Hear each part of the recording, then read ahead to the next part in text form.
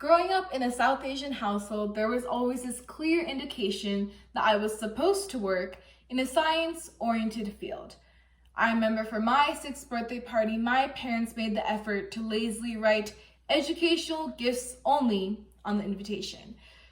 That's right, we were that family. That year, I remember getting presents that I at least thought were educational. I got science experiment kits like unicorn science and sparkling experiments. However, a few years later, at my cousin brother's birthday party, I noticed something. I distinctly remember noticing he got presents that, for lack of a better phrase, seemed like real science. I waved this thought away as I genuinely believed that my knowledge gained from sparkling experiments would put me ahead of my peers at school. But now, nearly a decade later, I've completed my rite of passage as an Indian person of taking AP Biology, and I can fully confirm there's in fact no mention of unicorn science on the AP exam. Obviously, this is what I expected going to the class, but my realization points to something bigger. The so-called gift of curiosity these kids claim to give young minds clearly selects towards masculinity and reinforces traditional gender stereotypes. The difference in science I was encouraged to pursue versus my cousin brother wasn't inherently anyone's fault.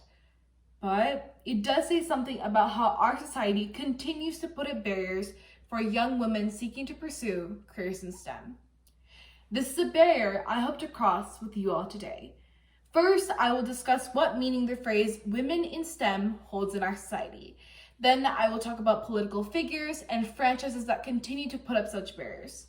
And finally, I will discuss the sheer benefits to this proposal. If you ask someone if women should be included in the STEM workforce, chances are they'll answer yes in a heartbeat. We have no issue in simply saying that women in STEM is necessary. The younger generation somehow popularized a TikTok song around it. But as always, actions speak louder than words. Our current perception of women in STEM isn't an authentic one. And frankly, it's one that is pushing women further and further away from this field. It's easy to say that we need to further integrate women into the STEM workforce, but realistically, it's not happening. And it's due to disparity that is evident at a young age. How we talk about this field to children.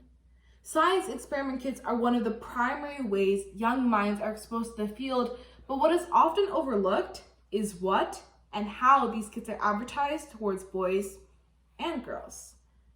When it comes to exposing young girls to science, companies that claim to advocate for the representation of young women in STEM attempt to do so by almost masking the scientific concepts with things like makeup, bright pink packaging, and vanity-related items. The science experiment kits that are advertised towards girls are not real science, it is just glorified makeup. In effect, this creates a disparity in how STEM is perceived between both the demographics, and also a gap in knowledge. While boys get an accurate representation of the concepts and knowledge needed all at an early age, girls remain forever shackled by misogyny by having a science explanation directed towards them focused primarily on their appearance and making their own makeup products.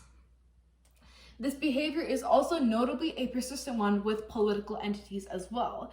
For example, in 2012, the European Commission sat down to discuss an important issue: the declining rates of women participating in STEM fields.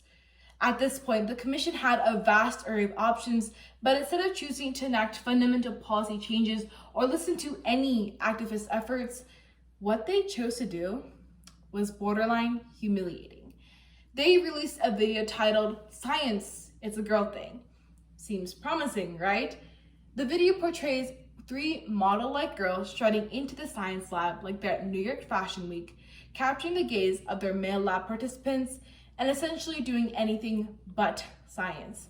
Videos of test tubes are interchanged with images of lipstick and nail polish. The only remotely educational thing done is when one of the girls makes an effort to write "science" on the whiteboard. How exciting. One of the criticisms the Commission received in YouTube comment form said, quote, "Women are not just interested in pink, fashion, and makeup. And science is a lot more than just strutting around in the lab looking for the attention of attractive male lab scientists all while things bubble and light up, end quote. Shortly after receiving a firestorm of comments just like this one, the European Commission took the video down, but its damage had already been done.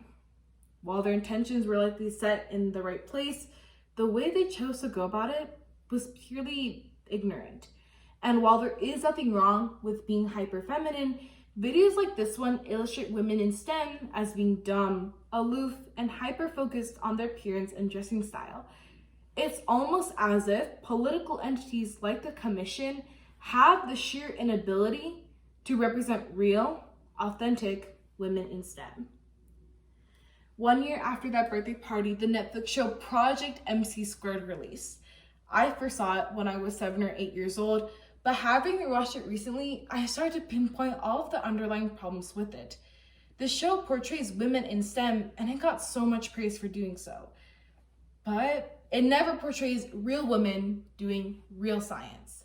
Nowhere in the show do they use legitimate advanced scientific concepts, and their lab materials are unnecessarily girlified to the point where test tubes are now suddenly shaped like lipstick containers. While the show has its own issues, the franchise built from it is where my point lies. For instance, they released a science experiment kit known as the H2O Nail Science Kit, and in the 15-second advertisement, the phrase, "gravity makes your nails look fly," is constantly mentioned. However, this is the only remotely scientific phrase used in the entire advertisement, which is a little odd for a franchise based in STEM. It appears as though the company manufactured a regular nail art kit, forgot they were pushing for women's representation in STEM, and just randomly put science phrases wherever they could on the packaging. The Project MC² franchise thrives off of forced representation of women in STEM. Unfortunately, this is only one franchise out of many that portrays women in STEM in a similar fashion. There is a fundamental difference in how boys and girls are talked to about science. There is no such thing as boy science, as it is widely accepted that science for boys is real science. It is a science we're taught in schools today. On the contrary, science advertised towards girls is unnecessarily girlified.